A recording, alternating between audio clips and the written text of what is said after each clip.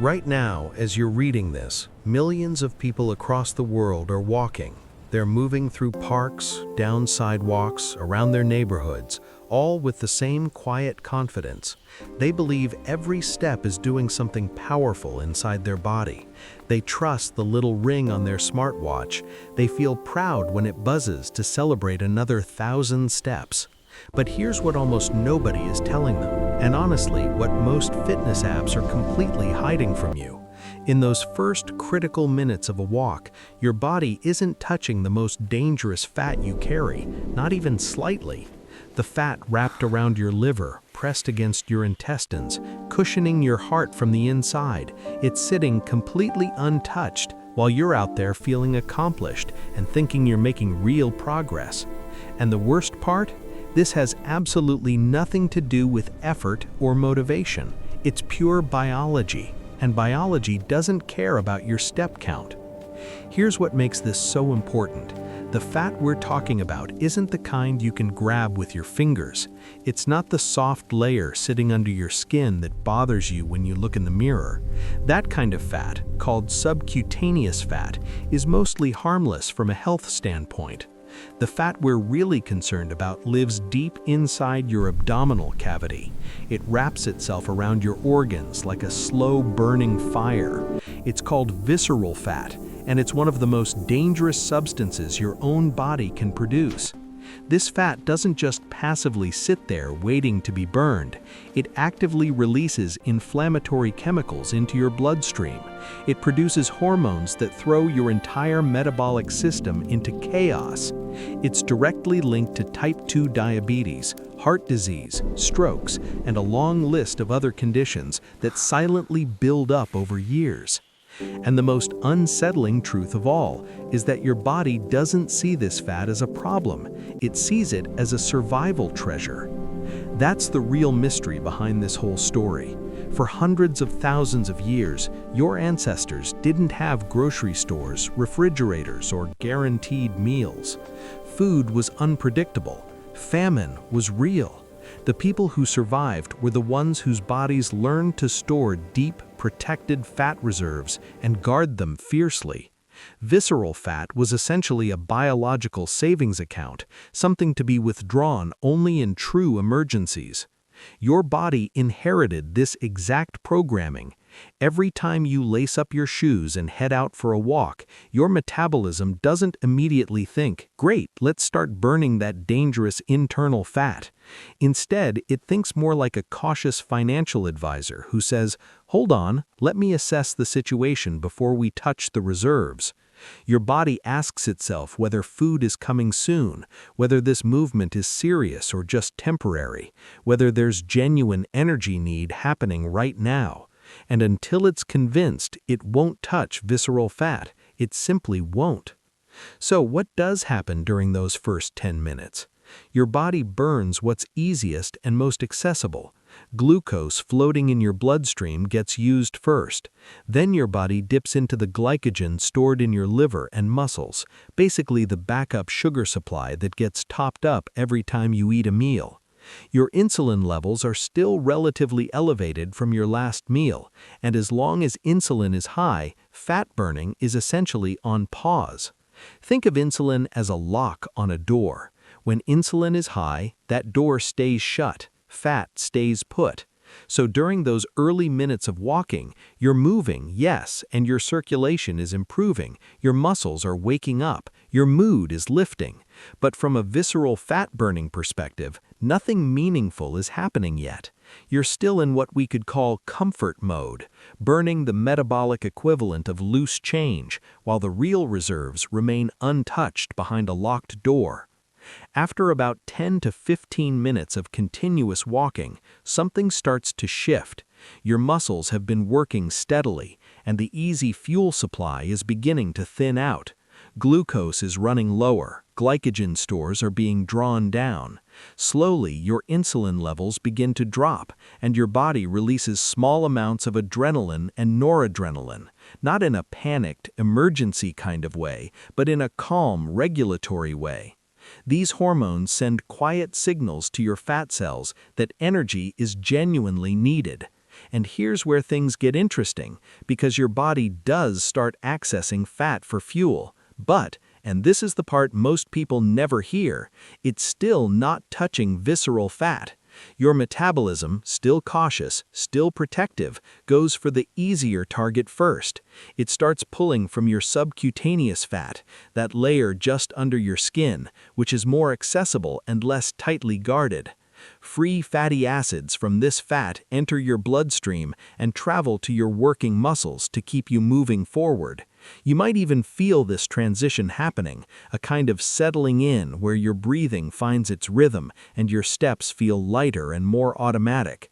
But visceral fat? It remains locked away, protected by specialized receptors that only respond to a very specific combination of hormonal signals. As long as your body believes food is coming soon, as long as it senses you might eat again before genuine energy scarcity sets in, those deep reserves stay sealed. Your metabolism is essentially waiting for proof, real biological proof that this movement is serious, sustained, and happening in a true state of energy need. And that proof takes time to accumulate. This is why people who walk for 20 minutes and then feel frustrated that nothing is changing are making a mistake that's completely understandable but painfully common. They're stopping right before the door actually opens. They're walking away from the process just as the most important part is about to begin. The biology isn't broken, the timing is just off. The real turning point arrives somewhere around the 30-minute mark of steady, uninterrupted walking. This is when the hormonal environment inside your body finally shifts enough to begin opening the door to visceral fat. You probably won't feel a dramatic change at this moment. Most people just feel calm and steady, maybe even pleasantly focused. But on a cellular level, something profound is happening. Your insulin levels have dropped significantly. Your liver has reduced its glucose output because your body has adapted to operating with less sugar available. The energy equation has tipped, and your metabolism has made a pivotal decision to pivot from glucose as its primary fuel to fat. And right here, at this exact threshold, your body cautiously, carefully begins to access visceral fat. Not aggressively, not all at once, but in a controlled, measured way that reflects millions of years of biological wisdom, telling it to protect those reserves until the very last reasonable moment. Research on aerobic movement consistently confirms that visceral fat responds best not to intensity, but to duration. Long, steady, moderate movement is the specific signal your body understands as genuine sustained energy need without threat. A calm 45-minute walk can outperform a short, intense 20-minute sprint session when it comes to this specific type of fat. Not because the walk burns more total calories, but because it creates the hormonal environment that allows your body to safely release its most protected reserves. This matters enormously, and it's the piece of the puzzle that almost every fitness conversation completely skips over. The goal isn't to exhaust yourself. The goal is to sustain movement long enough and gently enough that your body stops treating visceral fat like a precious survival treasure and starts releasing it as a normal, safe energy source. Here's where a massive and widespread mistake comes in. So many people believe that walking faster, pushing harder, or breaking into a jog will accelerate visceral fat burning. The logic seems reasonable on the surface. More effort should mean more results, right? But metabolically, this thinking is completely backwards. When you significantly increase your intensity, you change your entire hormonal environment in a way that actually shuts down visceral fat burning. Cortisol, your primary stress hormone, surges to handle what your body perceives as a physical threat. Your liver dumps glucose into your bloodstream to provide emergency energy. Blood sugar rises, and when blood sugar rises, insulin follows right behind it. Suddenly, that door to visceral fat that was finally starting to crack open slams shut again. Intensity, especially when it's sudden or extreme, sends your body the wrong message entirely. Instead of signaling genuine energy need in a safe, sustained environment, it signals danger. And in a danger state, your body does the opposite of what you want. It protects its reserves even more fiercely. This is one of the most counterintuitive truths in all of human metabolism, and it explains why some people work incredibly hard at the gym month after month without seeing any change in their belly fat. They're triggering the wrong hormonal response. They're speaking the wrong biological language. Visceral fat doesn't respond to force or urgency. It responds to patience, safety, and duration. It releases when your body genuinely believes the energy need is real but not threatening, sustained but not desperate. The gentle, steady walk isn't a lesser form of exercise that you graduate away from once you get serious. For visceral fat specifically, it might be the most sophisticated, biologically precise tool available to you, and you've had access to it your entire life without realizing what it was actually capable of. Timing also matters enormously, and this is where you can dramatically increase the effectiveness of every walking session. Walking in a fasted state, particularly in the morning before breakfast, creates a hormonal environment that gives visceral fat burning a massive head start. When you wake up, your body has already been fasting for 7 or 8 hours. Insulin levels are naturally low. Glycogen stores are partially depleted. The conditions are already partially aligned in your favor before you even take a single step. A morning walk before eating essentially skips the first phase of the process, the comfort mode phase, where your body is still burning sugar and assessing the situation.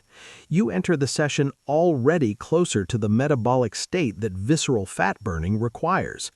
This doesn't mean evening walks are useless, but if you have the flexibility to choose, mornings on an empty stomach provide a genuine biochemical advantage that's hard to replicate any other way.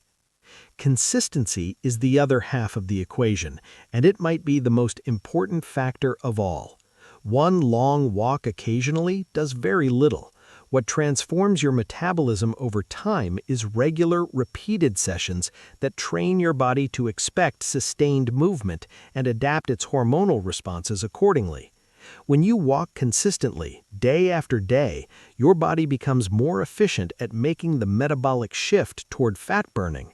It learns on a cellular level that this sustained movement is a normal part of your life. The threshold lowers slightly, the transition becomes smoother, and the degree to which visceral fat is accessed during each session gradually increases over weeks and months. This is why patience isn't just a nice virtue to have when it comes to this process. It's a biological requirement. The change is real, measurable, and meaningful, but it unfolds on a timeline that our instant results culture has almost no patience for. There's an emotional piece to this that deserves to be spoken directly. So many people carry visceral fat alongside a deep sense of shame or frustration. They feel like they're doing everything right and getting nowhere. They walk every day, eat reasonably well, and still can't seem to shift the weight around their middle.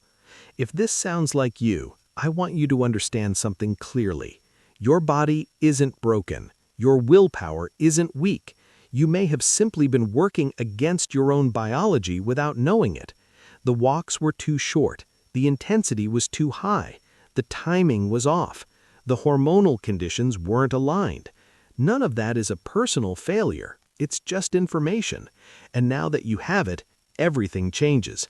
Because the process isn't complicated once you understand what your body actually needs. It needs time, it needs consistency, it needs the right conditions to feel safe enough to let go. Visceral fat will not respond to aggression.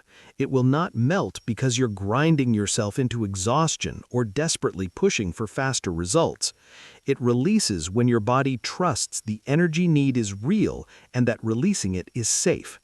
That trust is built through sustained, steady movement, sustained long enough for insulin to fall, for the hormonal environment to shift, and for your metabolism to make the decision to open its most protected reserves.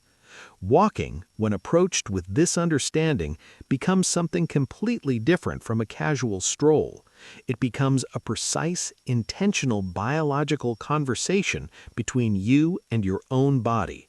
And the results, when the conditions are right and the consistency is real, are not just physical, they are profound. So stop counting steps, stop chasing intensity, start giving your body what it actually needs: time, steadiness, patience, and the right conditions to trust.